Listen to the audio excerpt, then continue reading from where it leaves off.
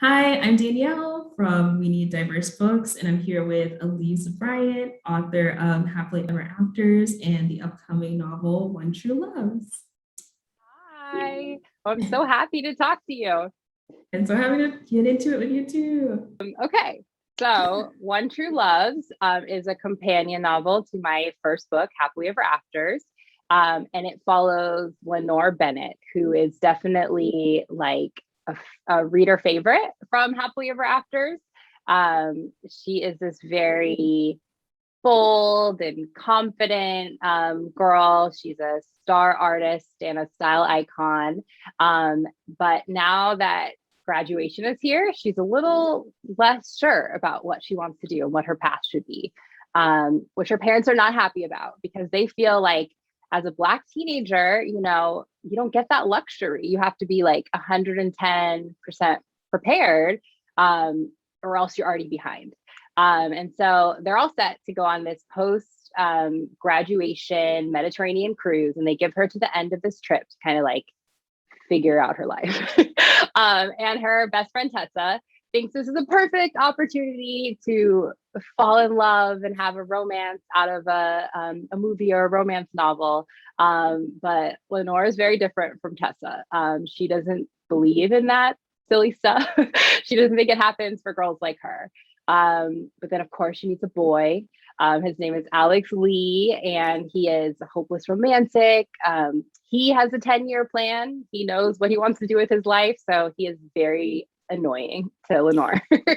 um, and then they get stuck together after their parents bond over the Cupid Shuffle one night on the cruise. And as they're, spending time together and getting to know each other over the course of this trip, Lenore starts to realize that Alex might be able to help her figure some things out, even if she didn't think he would be able to. And one of those things is love. I did it. Very Yay. nice. You did I remembered what it. it was That about. was great. Yes, and I have to say I really enjoyed this one. Like I've been on a few cruises in my life, so this was just like very, I could feel it. This was very visceral. um, but yeah, I wanted to know why you decided to set it on a cruise ship and in Rome, because I feel like that is really unique compared to YA, which is usually just in a classroom or Yeah. I don't know, just not on a cruise. Yeah.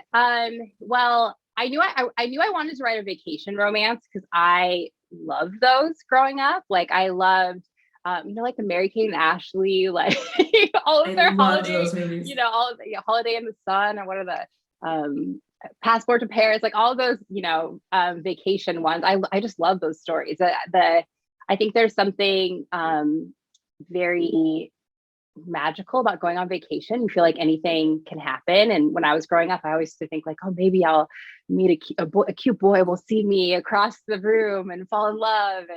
And yeah, so I knew I wanted to do that because, also growing up, I never got to see, Black girls in books like that or movies like that. Maybe they were a sidekick, but they were never like the main character of those kind of stories. So I knew I wanted to write something like that eventually. And then a cruise. Well, so I was actually supposed to go on a very similar cruise in 2020. Of course, that did not happen. Yeah. uh, yeah, so I was all set to go on a trip like that. And so I think that's what kind of like made me think of that setting because I was gonna be there I was supposed to be there last year, and I was like, oh, that would be great. I can research while I'm there. I never got to go to any of those places. I've never been to any of the places in the book. Hopefully it doesn't come Really? across that way. I did a lot of It research. didn't. It Yeah, really okay, that's didn't. good. Yeah. And my editor, she's been to Italy and she's like, oh, this feels so real. I'm like, okay, good, I did it. Because it was all from YouTube since I didn't get to actually go on this trip. And then a cruise also because I love writing families. Like that's just something I write romantic comedies, but the families are always very involved. And so I like the idea of a cruise because then you're all stuck there. Like you can't get away from each other or your problems. And it really forces Lenore and her family to really reckon with some things because they're all track together in these little rooms, you know? So that seemed like a good setting for that. Exactly. Yeah, honestly, the family dynamics in this book were really compelling to me. I think that stood out a lot more to me sometimes than the romance. And I just wanted to know, like, what does family mean to you, and how do you convey those themes in your stories? Um, well, I mean, I think you can tell from my books, like family is everything to me. And I think especially when you're a teenager, like, you know, your friendships, romances, all of that is really important to you too. But your family is, at least for me, it was the most important thing, the most, yeah, the most significant part of my life because, like, yeah, I wanted like a boyfriend, but my dad wouldn't let me. Like, you know, I think I read all these books where like the kids are like sneaking out the windows. Like, my dad would have heard me immediately and like stopped any of that from happening. um, Yes. so yeah, I just love showing as much as like, you know, friendship love and romantic love. I love showing family love also, because it's just those dynamics shape you, who you are, and that they also shape whatever relationships you'll have after that, you know, as your romantic relationship as a teenager or as an adult. So I like showing how a person became who they are through their family. Yeah. Yeah, that's really awesome. And also, so reading Happily Ever Afters and then transitioning to One True Loves, I just noticed how different the characters were. Yeah. Um, yeah, I would argue that Tessa was not the most likable character, whereas on the other hand, Lenore was, you made us feel very sympathetic towards her right off the bat. Oh, that's Um, good. I yeah. didn't know that people were reading her that way. So that's good. I just like, I'm bracing myself for everyone to hate her like they hated Tessa. So No, no, not at I'm all. ready. I felt like she was more pragmatic, but she was also just more like I really felt for her. And I just wanted to know, like, how was that transitioning from like writing someone um who maybe wasn't received as like, or who wasn't seen as the most likable, to someone who could be more sympathetic and more like, yeah, in that way. Yeah, like I was saying, like I didn't expect her to be more likable, honestly. So that's good to hear. I'll get less angry messages sent to me about her choices. No. But yeah, I tried to make her, like, Tessa is very flawed, very messy. I tried to make her flawed and, you know, imperfect and messy too, just in different ways, I guess. Because I feel like I feel like Black girls are not often in books, in movies, and in real life, they're not given the privilege to be that way, to be imperfect, to be messy.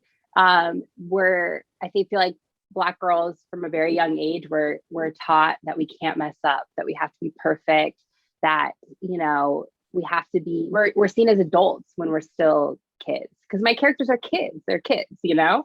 And so through Tessa and then now through Lenore, I wanted to show Black girls making mistakes because I feel like Lenore makes mistakes over the course of this book and she's not sure who she is or what she wants. That's kind of her journey through the course of this book is figuring out who she wants to be. So I wanted to show that through both of these girls and show that they are still loved through it all. They still have a happy ending for themselves through it all, even though they're not perfect characters. Yeah, I think that's really great. And I feel like they're both really unique in that way for those reasons. Did you have like a more challenging time writing one versus the other? Or did it come pretty easily? Did you find their voices very easily? Tessa's voice I found very easily because she's just like me as a teenager. That's why it's also sometimes people are like, I hate her. And I'm like, oh, because I was very anxious, very just scared and worried teenager that needed to learn how to take up space and learn the value in my voice. So Tessa came very easily to me, and actually Lenore came very easily to me also. That was the easiest book to write. Like, it was hard at first because, you know, the world shut down right as I was starting to write it. I started like trying to draft in March, right when everything was happening. And then I was like, well, can't do that. So I took a month off, and then I came back to it, I think, end of April. And yeah, it was like my escape. It was a joy to come to this story through the spring and the summer, because everything was a mess in the world, but I could come to this like happy, joyful story with, you know, Black teenagers, you know, having fun and falling in love, and making fart jokes, like poop jokes, you know, I could come to this like happy, joyful story. So it just like came out of me like so easily. My third book did not come out so easily. I know, because you know, I always hear the second book's supposed to be hard. So my third book was very, very hard. But this book, Lenore, yeah, she was just a joy. It was a joy to be in her head, for sure. Tessa's head was hard to be in sometimes because of all that she was struggling with. But Lenore was just fun. It was fun to figure out her voice and see the world through her perspective, because she's very like sarcastic and snarky, and that was very fun to do. Yeah. Yeah, that's really good to hear, because I know a lot of authors writing their second book can struggle a lot because it's like the first time they're on a contractual deadline. Yes. And the first time the general public has an opinion about their writing. Yeah. And yeah, so you didn't. But see, that was a good part for me, because I wrote this book before Happily Ever Afters came out, before arcs were even out. So I didn't deal with any of that. But yeah, the third book I definitely have, because it's like, yeah, you have all those voices. You want to make your readers happy. You want to create something that they will enjoy. You have the negative voices in your head now too, like the things they hated about your writing. You're like, I don't want to do that anymore. So yeah, it was a lot harder for book 3. Yeah, I understand. And we'll talk more about book 3 at the end. Okay. But, yeah, I also just wanted to say I laughed so hard when Lenore met her love interest, Alex. Like, that first meeting had me dying. Because I think something you did in Happily Ever Afters, and that you do here, is that you really subverted the romantic tropes that we're used to. And like, Lenore was just like, no, I am not on board with this. Like, something that a normal love interest would be like, okay. She was just like, no, like, get away from me. So I wanted to know if that was purposeful, and if you plan to subvert more romantic tropes in the future. Yeah, I mean, I love romance novels. I love tropes. And so I think it's so fun to make them happen in a certain way, but then also, like you're saying, subvert them. Because I think we, as readers, we go into books, romance readers, we go into books expecting certain things to happen. And it's a comfort when they happen too. But I also like to, change things around a little bit, because I love the fake dating trope. It's my favorite trope to read. But if some guy came up to me and was trying to, like, that I didn't know and wanted to like do that, I'd be like, no, there's no way that I would have gone along with that. And so, and you know, Lenore, who hates all this romance novel stuff, hates all that, you know, silly stuff, she never would have gone along with it. So yeah, I definitely wanted to subvert that. And yeah, through Happily Ever Afters, I tried to subvert a lot of that with the love interest. You know, she had this boy that walked straight out of a YA romance novel that she thought was supposed to be her person. And the person she actually, I don't think it's a spoiler, I guess, but the person at this point, the person she actually ends up with is nothing like that romance novel lead. They don't have a swoony meet cute. They have a very awkward meet cute. And I will continue to play around with tropes, because it's just fun for me as a writer, and I hope it's fun for readers too. It definitely is. I also felt like in Happily Ever Afters, you kind of, like, you had a love triangle, but it was also very different than what we're used to. So yeah, I really enjoyed that too. One of the big conflicts in the book that you mentioned was that Lenore is essentially trying to find her way, because her parents have mentioned how she's kind of been fickle with her hobbies and with her interests. And she really needs to hone in because minorities don't have the luxury of being wishy-washy. And I just wanted to know why you felt like that was important for you to tell in this story. And also if you felt a little lost, um, maybe after high school or after college, and how you dealt with that. Yeah. I definitely took a lot of that journey she goes on and that struggle from my own experience. My dad, um, you know, he wanted us to not just succeed, but like exceed all expectations in life. That was definitely like a pressure I felt early on. Like he was one of those parents that like if you brought home an A minus, he'd be like, well, what happened? Like, why did you not get the A? And so I always like felt this pressure to be perfect, to do everything right. And, I understood where he was coming from though. Like he worked really hard his whole life to give me and my siblings the best life possible. He grew up in poverty. He grew up in the segregated South. And so he definitely wanted what was best for us. And I think that's something that a lot of Black people can relate to, wanting to, make all of your parents' sacrifices worth it, just to succeed in the way they want us to.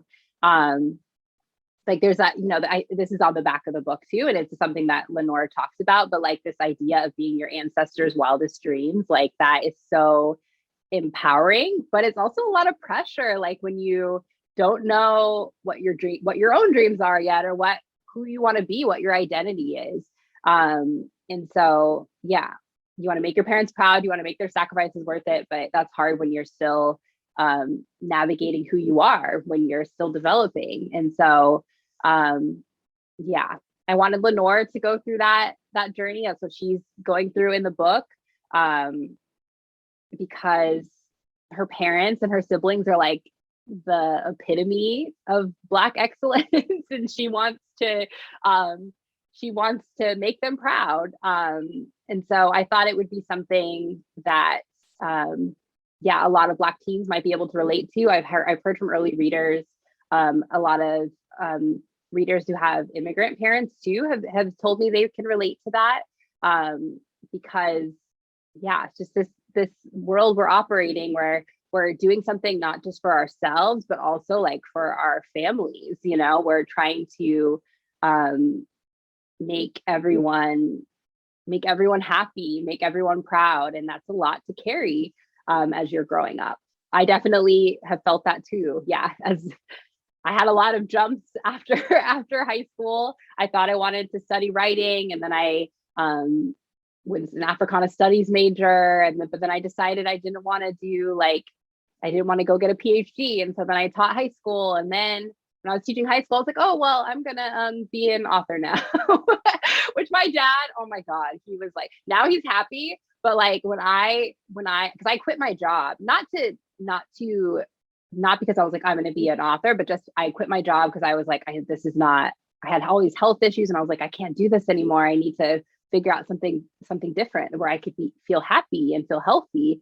And my dad was like, what are you doing? Like, he just like did not understand, did not see the vision, because I feel like our parents didn't have that privilege to be like, this doesn't make me happy. I want to find something that makes me happy, because that is such a privilege to even be able to think like that, and so, yeah, he's happy now. Now he's like, now he goes and like tells all of his, coworkers. He like buys out the Barnes and Noble and Targets for like everyone he knows, and like goes and tells everyone there. So he's very proud now. But it's a journey to figure out what I want, but what would make my dad happy.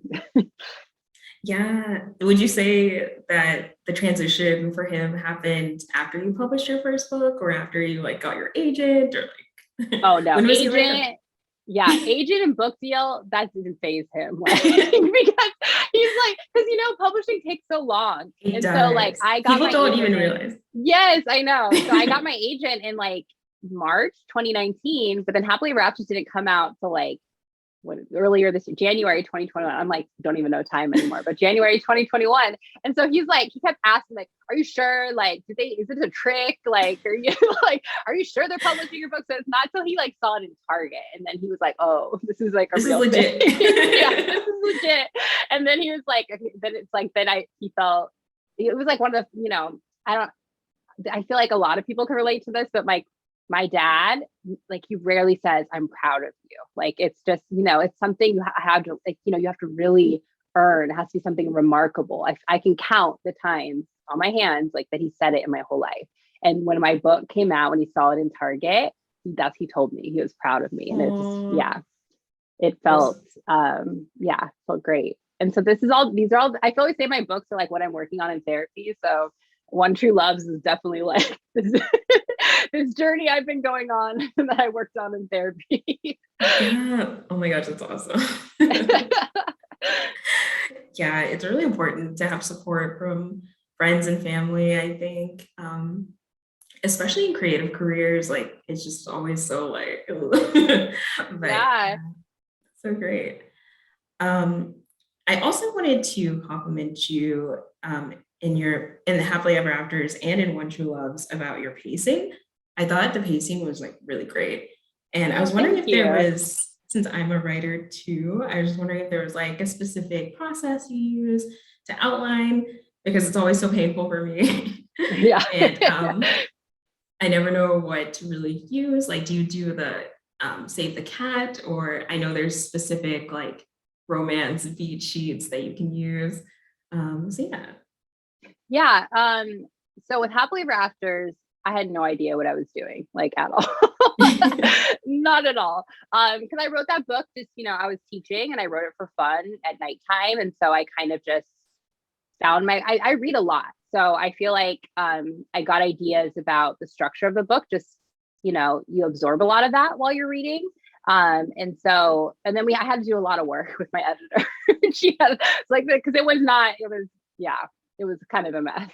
So we had to do a lot of work to fix the pacing. And I learned a lot from that process, like working with her. And I think that's what made the second book so much easier to write, because I had her voice in my head, like, you don't need to spend so much time here. Like, you need to move on. She needs to meet him. And even in One True Loves, it takes a while for her to meet Alex finally. So I was worried about the pacing. I was worried because, it's not necessarily what you expect from a romance novel. A lot of times they meet each other like first chapter, second chapter. And that doesn't happen in One True Loves. It takes a while for her to get there. But yes, for One True Loves, I was like, okay, because I outlined, but I had to like think, I was like, I need to do this right. Like, I need to know the right beats to hit. Writing the romantic comedy. So I think this book is what I read before writing One True Loves. It just breaks down all the beats that you need to hit in a romance novel. And then for my third book, I think it was Christina Forrest, actually. She, one of my favorite authors. She's amazing. So she recommended this book, Romancing the Beat, and I like this one even more. And I use this to help me outline my third book. So yes, it pays to figure out the process. It pays to do some reading. It made revising so much easier, because I'm like, I knew a little more what I was doing. I wasn't kind of like going through the story blindly. Right. That makes sense. Yeah. I'm wondering if they in those books, do they say kind of how you should make your love interest be, and like how they should complement the main character at all? Yes. Because I feel like you do that really well too. Oh, thank you. Yes, this book talks about that. And I think, when I'm writing, I try and think of like what my main character needs, what they're searching for over the course of the book. And so I think, like with Tessa, she's learning how to take up space, be confident in who she is. And Sam is someone who is very confident in who he is. And so she is able to learn from him. And same thing with Alex. I think Lenore and Alex, Lenore is, trying to figure out her path, doesn't know what she wants to do. Alex very much knows what he wants to do, and they kind of meet in the middle and see the strengths in both people and learn from each other. And so, yeah, I guess I did do that. Yeah, I really love that. What do you want people to really take away from One True Loves if they just had to take away like one big thing? Um, Or it can be multiple. I don't know why I said yeah, I'm one. trying. I have to. Okay, so one I think is that everyone deserves to be at the center of a love story. I think that is something I want people to take away from all of my books. Because Lenore is not your typical romance heroine. In so many books, she would just be like the best friend, the side character. And that's kind of who she is in Happily Ever Afters. She is there with the funny jokes on the side. They're like pushing Tessa. And that's why I wanted to make her the center of the story, to show all of the rich inner life and the just who she is inside, that side she doesn't show to the world. So yeah, that's number one. Everyone deserves to be at the center of a story. And then number two, I guess just that it's okay to take your time and to figure out what your path is. I think and this is something I'm still learning even in my 30s, like it's okay to follow your joy and what makes you happy versus what other people think that you should do, or what you need to do to make other people impressed or proud. It's okay to live a life that makes you happy, even if other people might not understand it. Even if it's your family that might not understand it. And I think that is like the greatest, what's the word I'm looking for? I think that's the greatest justice we can do, and honor that we can do to our families who have worked so hard to give us these wonderful lives, is to be happy, because that is the greatest privilege of all, to live a happy life. That's so true. I agree with that. You name dropped a few different rom-coms earlier, and just like movies that you watched, like Mary Kate and Ashley. Yeah. And I know that the Lizzie McGuire movie was mentioned a few Yes. times in One True Loves, which classic, love it, great. I was wondering if there were any other romantic novels or books or TV shows that inspired One True Loves or Happily Ever Afters. My greatest inspirations, because I started writing when I was a teenager, a lot like Tessa did. And I think my greatest inspirations then were definitely the three. There's the trinity of romance authors, yes. Teen romance authors. So Meg Cabot, who wrote Princess Diaries. Yeah. Megan McCafferty. I hope I'm saying that right. Who wrote Sloppy First, and then Sarah Dessen. Those were like my queens. Like growing up, I read all of their books, and I think, especially with Meg Cabot, I think you can see the influence of her voice and her style in my writing, because I was just obsessed with her and Mia Thermopolis when I was growing up. So I think those are definitely my biggest influences. And then now I think of Nicola Yoon and Jasmine Guillory. Like they've definitely, like, I'm only here because of the work that they have done, like they've made space for books like mine in this industry. And I'm so grateful for that. And then also Emily Henry, like, I feel like no one is doing it like her. Her two books, oh my God, they're just like, they're my favorites. They're my favorite books I've ever read. I love the way she writes romance. So I hope I still need to read hers. Oh my gosh, you need to. They're so good. So good. And her new one coming out, I want to, someone please send me an arc. I want one so bad. So her books are amazing. Thank you for that. I'll definitely check out Emily Henry and some of the others that you mentioned. I'm reading Nicola Yoon's Instructions for Dancing right now, and I'm just like, so good. Oh, it's one of my favorite books of this whole year. I love that book so much. I love her writing so much. She's just great. Yeah. But yeah, do you want to play a little this or that rom-com edition? Yes. To kind of close out. Okay, so kissing in the brain or kissing on a Ferris wheel?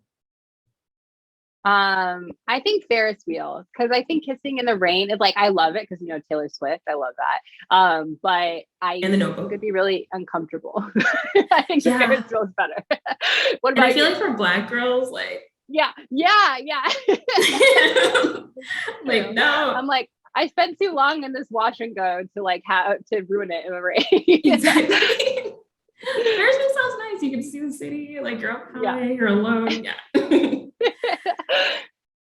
So your date cooking for you or making you a personalized Spotify playlist? Cooking for sure. That's the way to my heart is food. Yeah. I My feel like based husband on your makes, books, I would yes, have guessed. my husband makes all the meal. I bake, but he makes all the meals in our house. I can't Oh, cook does he? at all. So yeah. The dream. The dream. Yeah. Yeah, I probably said that too. I just don't enjoy cooking. Like I can do Yeah. it if I have to, but I'm just like Yeah. so dating a movie star or dating a musician? Musician for sure. Why is that? I've had a few in my time. I Nice. just think okay, so actors kind of freak me out a little bit because how could you trust them, like what Yeah. and then musicians, I mean, I don't think actually I think both are bad probably. Haven't had good luck with dating musicians. So actually this kind of leads into my third book. She doesn't have good luck with musicians either. But they're very, I mean, watching a boy play a guitar and sing a song that they wrote for you, I don't know if it gets better than that. Yeah. It's just like the dream, right? Yeah. To have a song written for you. Yeah. So would you prefer a love triangle or enemies to lovers? Because you've kind of written both at this point. I guess, yeah. But what would you be in? I think I would have loved a love triangle when I was younger. That was like, with Twilight, like the Hunger Games, like that was like the dream. Yeah, probably. I feel like a lot of my not with my husband now, but a lot of my teenage relationships were definitely like enemies to lovers. So for sure. That's so funny. I love that. So dating a secret royal or dating a secret billionaire? I don't know if either. I feel like they wouldn't end well. We have lots of examples of that in our society. I mean, I love Meghan Markle, but I wouldn't want to go through what she's gone through. Not at all. Yeah. Being at that level, I just feel like being a famous royal is very restrictive than being like a famous anything else. Yeah, that's true. That's true. So billionaire, yes. I guess, yeah. I gotta pick billionaire. Yeah. Coffee shop meet cute or a clumsy meet cute? Probably coffee shop. I feel like the clumsy thing always happens, but that would be actually really embarrassing. Even though I think the clumsy thing would be more likely to happen to me in real life. Yeah. Same. Yeah, I went to college in Indiana, so the amount of times that I just like face planted on ice like in front of like groups of people. Yeah, it doesn't end well in real life. Real life, it doesn't go well. They're just like, wow, okay, stepping over her. And cinnamon roll versus bad boy. Oh, cinnamon roll. I mean, that's what I write, right? Yeah. I think after I turned in One True Loves, my editor was like, "Oh, this is your thing," like because Alex wasn't going to be one, but then he turns into one. So yeah. And my third book, yes, he's a cinnamon roll too. I definitely was very attracted to the bad boys growing up, but I think I'm older. I'm in my 30s. They don't appeal to me in the same way. But I don't know, maybe I'll try and write one. Maybe book 4, I'll try and write a bad boy finally. That's your homework. Yes. From us, write a bad boy. Because I try to challenge myself to write the stuff I don't love, because I actually don't really like enemies to lovers. Like that's not my favorite trope. And then I also really hate insta love. That's my least favorite trope ever. But yeah, One True Loves is enemies to lovers. My next book, I think you could say it's insta love in some ways. So yeah, book 4, bad boy. That's what I'm gonna write. Yeah. And now that we're on kind of like your third book, could you tell us a little bit about that and what's next for you? Yeah. So my third book is called Reggie and Delilah's Year of Falling. It comes out hopefully in January 2023.